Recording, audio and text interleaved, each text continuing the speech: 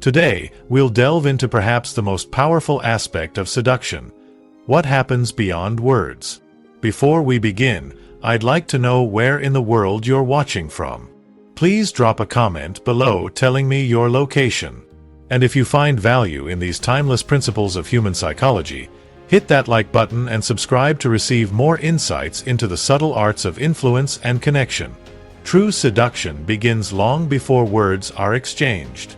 In fact, the most powerful seductive moments often occur in silence. Throughout history, the greatest seducers understood that words can be distracting. They can trigger people's mental defenses. But subtle physical cues bypass logical barriers and speak directly to our primal instincts. Consider Cleopatra, who seduced Julius Caesar not primarily through conversation, but through carefully orchestrated environments, strategic silence, and deliberate physical presence. Or Marilyn Monroe, whose most seductive quality wasn't what she said, but her ability to project vulnerability and desire through mere presence. What you'll learn in this series isn't manipulation. It's understanding the profound language that humans have communicated with since before verbal language existed. This is about authentic connection at its most fundamental level. The power of nonverbal seduction lies in understanding that humans are not primarily rational creatures. We are emotional beings who rationalize. When you master the art of communicating without words, you access a direct channel to others' emotional cores. The eyes are the first and most potent instrument of seduction. A properly executed gaze can communicate more than 1,000 carefully chosen words. Throughout history, master seducers have understood that the way you look at someone can create an immediate psychological bond. There are 3 primary seductive gazes worth mastering. First, the lingering gaze, where your eyes rest on the other person slightly longer than is socially conventional. Not long enough to make them uncomfortable, but just long enough to suggest special interest. The subtle extension of normal eye contact signals to their subconscious that they stand apart from others in your mind. Second, the oscillating gaze, where your eyes move deliberately from one of their eyes to the other, and occasionally down to their lips before returning upward. This triangular movement subtly communicates romantic interest without being overtly sexual or inappropriate. Third, the peripheral awareness, where you demonstrate through your eye movements that you're acutely aware of their presence even when seemingly engaged elsewhere.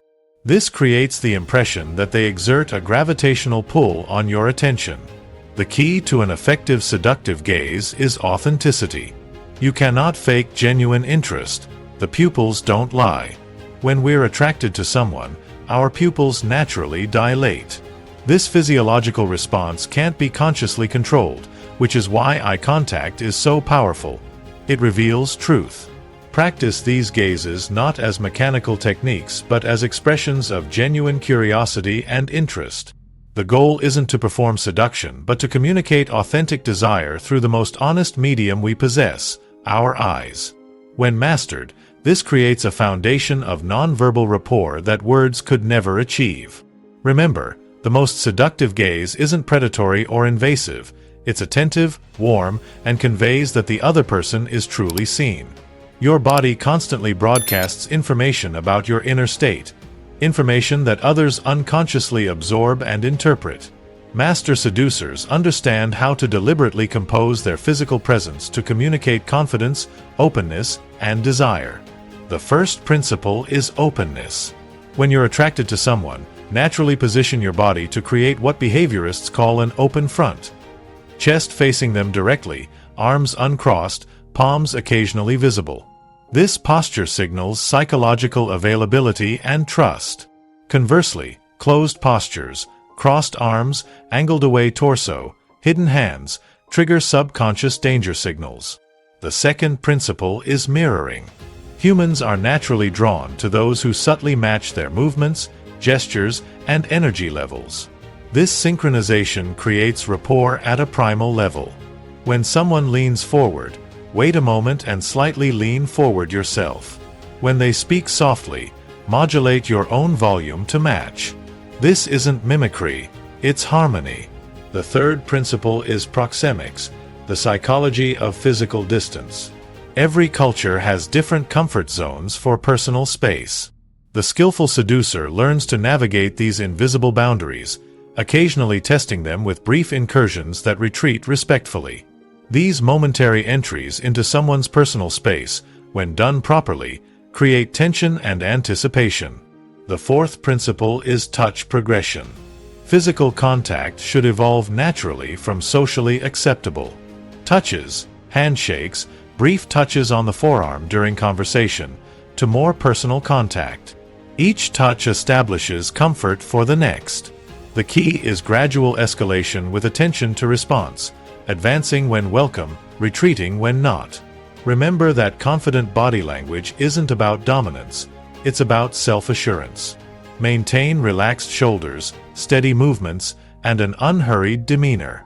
These physical signals suggest emotional stability and control, qualities universally attractive across cultures and throughout history.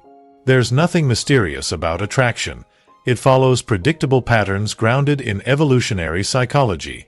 Understanding these principles lets you work with human nature rather than against it. First, understand the power of dopamine. This neurotransmitter drives reward-seeking behavior and thrives on unpredictability. When your behavior follows perfectly predictable patterns, dopamine response diminishes. Master seducers create intermittent reinforcement, alternating between presence and absence, between attention and strategic withdrawal. This cognitive pattern creates powerful attraction loops in the brain. Second, recognize the importance of proximity and familiarity. The mere exposure effect demonstrates that humans develop preference for things they encounter repeatedly. Simply being consistently present in someone's environment predisposes them to find you appealing. This is why workplace romances are common despite the complications they create. Third, understand that humans are drawn to authenticity. We have sophisticated detection systems for identifying incongruence between what someone says and what their body communicates. When words and nonverbal cues align, we experience trust. When they conflict, we experience discomfort even if we can't articulate why. This explains why practiced pickup lines typically fail. They create misalignment between verbal content and physical delivery. Fourth, recognize the attraction principle of perceived scarcity. What appears abundant diminishes in perceived value. This is why maintaining certain barriers, not being constantly available, preserving some mystery, retaining independent interests, paradoxically increases your attractiveness. The most seductive people are never fully possessed. Finally, understand that humans are drawn to those who make them feel good about themselves. This isn't manipulation.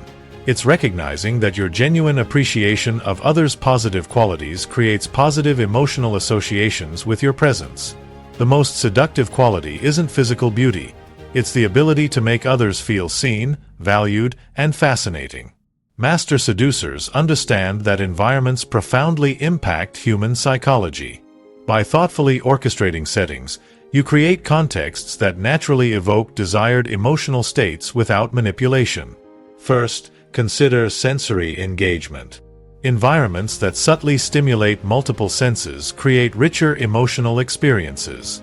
Pleasant scents bypass cognitive processing entirely, activating the limbic system where emotions and memories form. Background music containing 60 to 80 beats per minute synchronizes with resting heart rates, creating subconscious comfort. Textural elements, soft fabrics, natural materials, invite touch and tactile awareness. Second, understand psychological anchoring. Unique environments create stronger memory formation. Meeting in distinctive settings means you become linked to novel emotional experiences in their memory. This is why memorable dates often involve unusual locations or activities rather than conventional dinner conversations. Third, leverage environmental psychology. Slightly warm rooms encourage interpersonal warmth. Soft, diffused lighting stimulates oxytocin production. Circular seating arrangements foster connection compared to angular layouts. Moderate background activity provides enough stimulation to keep energy flowing without demanding attention. Fourth, consider symbolic elements. Environments rich with subtle growth metaphors, living plants, flowing water, natural materials, subconsciously suggest possibility and development. These elements speak to our innate biophilia, the human attraction to life and vitality. Most importantly, create environments that authentically reflect your values and personality. The most seductive settings aren't generic attempts at romantic atmosphere, but thoughtful spaces that reveal something true about you. A personal library showing intellectual curiosity, a kitchen demonstrating nurturing qualities, or a carefully curated music collection revealing emotional depth, these environments tell stories about who you are. Remember, the goal isn't manipulation but creating contexts that naturally facilitate connection. The right environment removes barriers to intimacy rather than manufacturing false closeness. Beyond deliberate body language lies an even more subtle form of communication, the unspoken conversation that flows beneath conscious awareness. This subliminal dialogue often determines attraction more powerfully than words exchanged. First, understand the concept of limbic resonance, the capacity for two mammals to share emotional states through nonverbal cues. When humans are attuned to each other, their physiological states actually synchronize. Heart rates align, breathing patterns harmonize, and neurological mirroring activates empathy networks.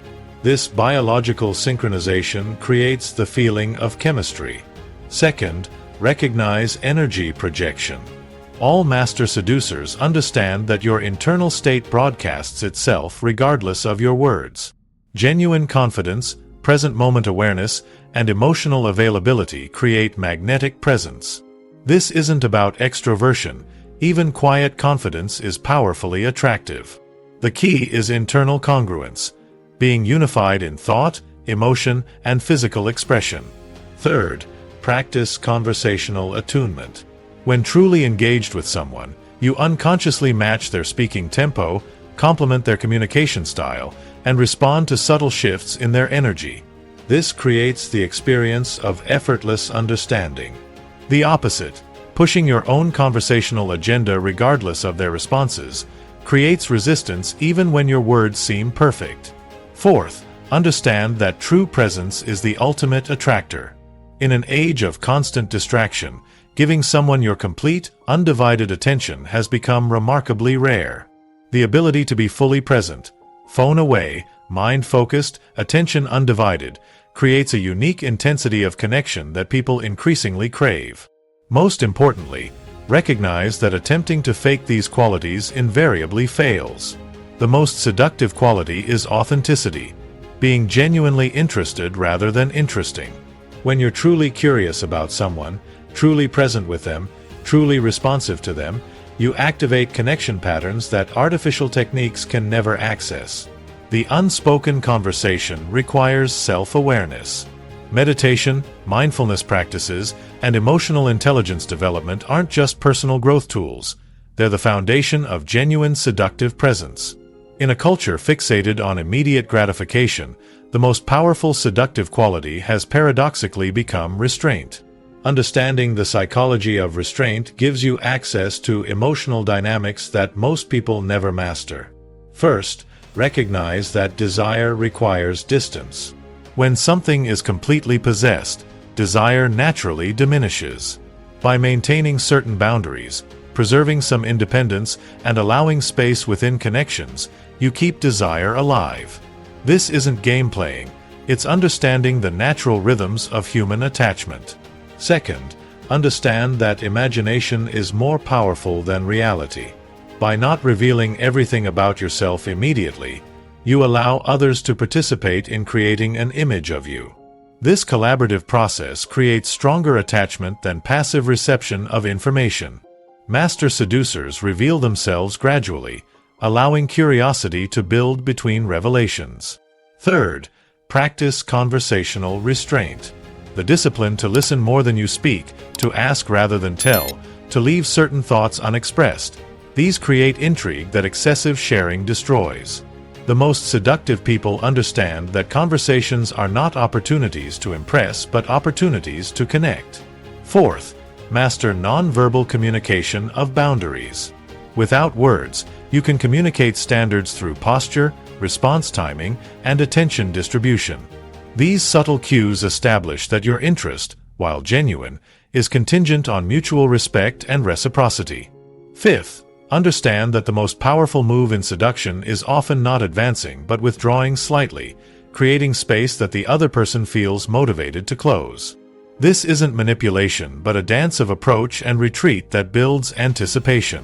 Throughout history, the most seductive figures weren't those who pursued most aggressively but those who combined genuine interest with self-possession. Think of the difference between desperately seeking approval and confidently offering connection. The former repels, the latter attracts. Remember, restraint isn't about being cold or distant. It's about valuing yourself and the other person enough to let connection develop at a sustainable pace rather than burning brightly but briefly.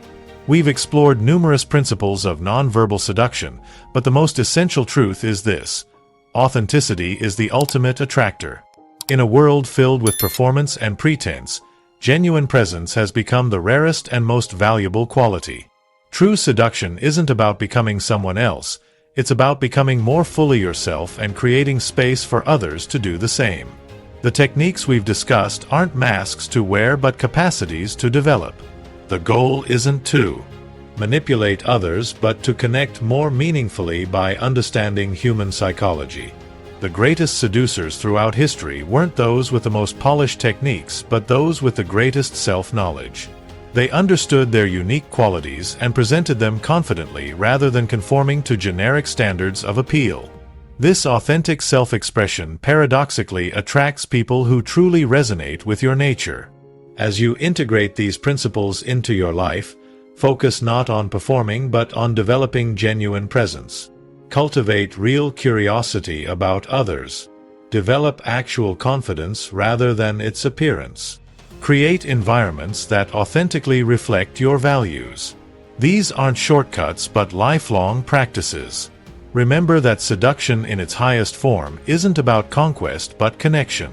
The word's Latin root, seducere, originally meant to lead aside, to lead someone away from everyday experience into a space of deeper intimacy and understanding. This noble definition restores seduction to its rightful place as an art of genuine human connection. Thank you for joining me in this exploration of nonverbal seduction. If you found these principles valuable, please share this video with someone who might benefit. Remember to subscribe for more insights into human psychology and the arts of influence. Until next time, I'm Robert Greene, wishing you authentic connections and meaningful relationships.